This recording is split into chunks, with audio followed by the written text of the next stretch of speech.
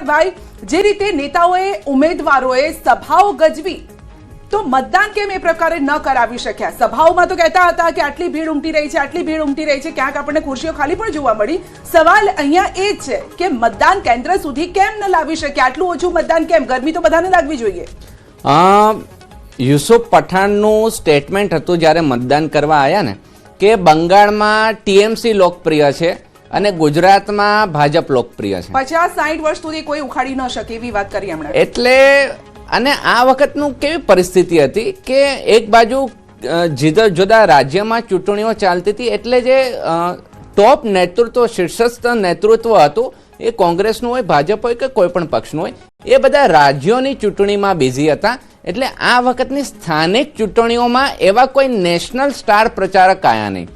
અને જે પ્રમાણે સમય બદલાઈ રહ્યો છે, યુવા આગળ આવી રહ્યા છે, તો હવે લોકોને ચૂંટણીઓની સભામાં જવામાં રસ નથી.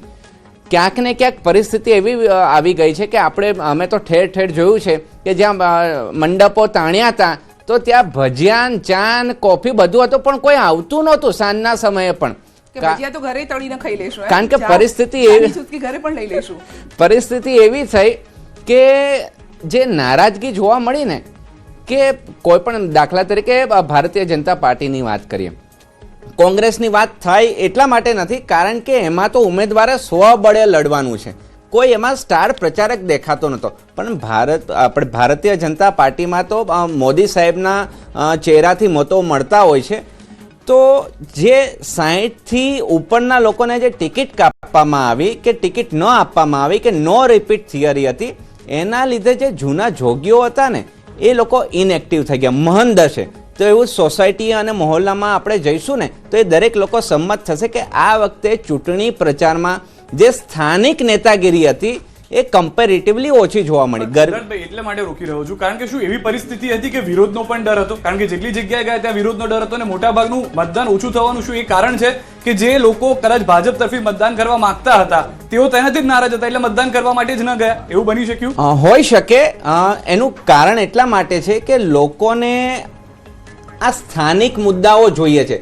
આપણે ચૂંટણી ઢંઢેરામાં જોઈએ ને, કોઈ પણ પક્ષનો હોય તો એમાં ખાસ કરીને શાસક પક્ષનો, તો એ ચૂંટણી ઢંઢેરામાં રાષ્ટ્રીય મુદ્દાઓ મૂકી દીધા. હવે આ સ્થાનિક સ્વરાજની ચૂંટણી હોય તો પહેલા પન્ના ઉપર મારા સ્થાનિક મુદ્દા જોઈએ કે ભાઈ હવે સિદ્ધાર્થભાઈ એ મુદ્દા ઉપર આપણે આવીએ છીએ, પરંતુ મહીસાગરથી અમારા સંવાદદાતા જોડાયા છે અને મહીસાગરમાં મતદાન તો થઈ ગયું છે, પરિણામ પહેલા કયા પ્રકારની તૈયારીઓ? આજે અલગ અલગ જગ્યાએ મતગણતરી હાથ ધરાવવાની છે, ત્યારે ન્યૂઝ 18 ગુજરાતી પહોંચ્યું છે લુણાવાડાના પીએન પંડ્યા કોલેજ કે જ્યાં લુણાવાડાનું મતગણતરી અત્યારે હાથ ધરવામાં આવશે.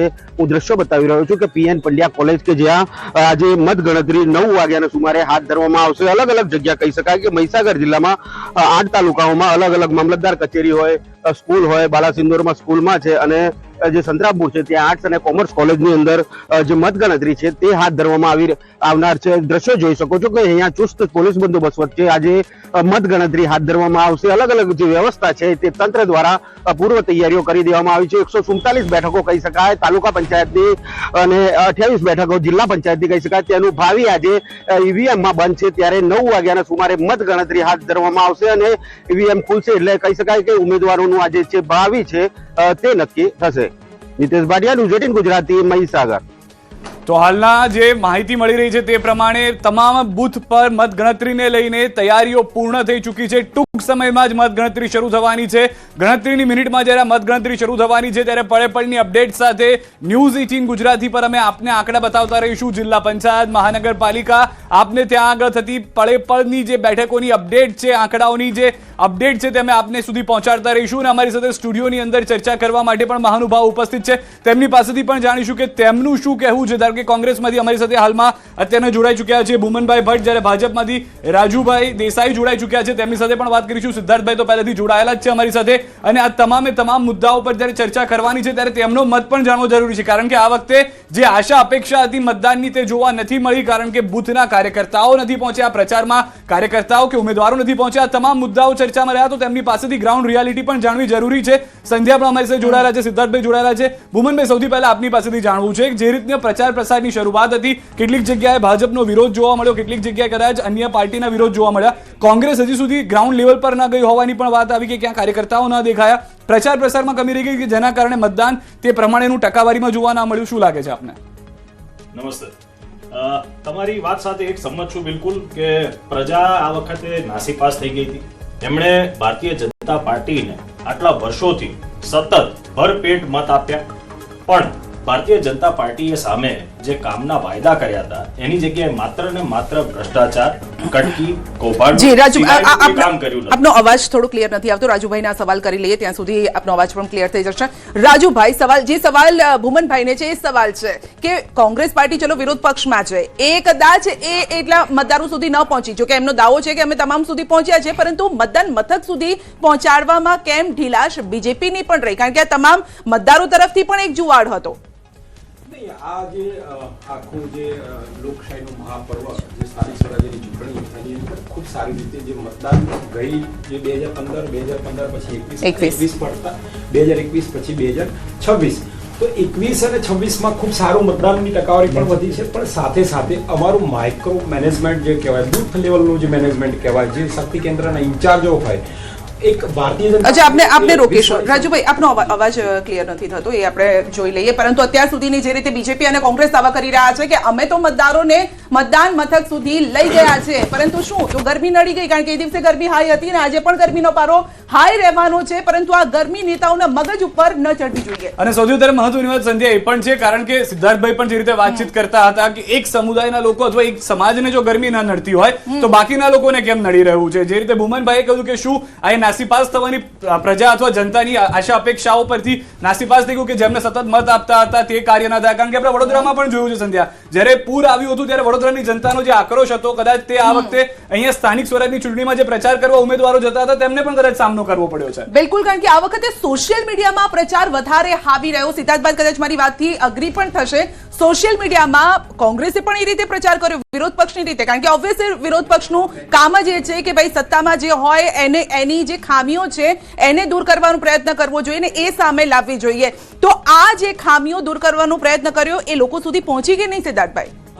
સોશિયલ મીડિયાનો પ્રભાવ ચોક્કસ રહ્યો છે, પરંતુ જ્યારે મતદાર આપણો ગુજરાતનો છે ને સ્માર્ટ છે, એ સોશિયલ મીડિયાના ચક્કાચોંધ ધુરંધર પ્રચારથી ઇમ્પ્રેસ નથી થતો. દાખલા તરીકે વાત કરીએ કે અમદાવાદ શહેરમાં કોંગ્રેસના જે ઉમેદવાર હતા શહેજાદ ખાન સન્ની, તો એનો સોશિયલ મીડિયામાં અને ગ્રાઉન્ડ ઉપર પકડ ખૂબ સારી હતી અને એની આપણે રીલ જોઈએ ને તો એવું જ લાગે કે ધુરંધર આવી ગયા. તો સામે પક્ષે ભાજપમાં પણ ધુરંધર પ્રચાર થતા હતા, પરંતુ ગ્રાઉન્ડ ઉપર તમારી સભાના વખતે જ્યારે રાત્રિ સભા થતી હોય તો કેટલા લોકો આવે છે, 2 કલાક બેસે છે, એનું મહત્વ છે.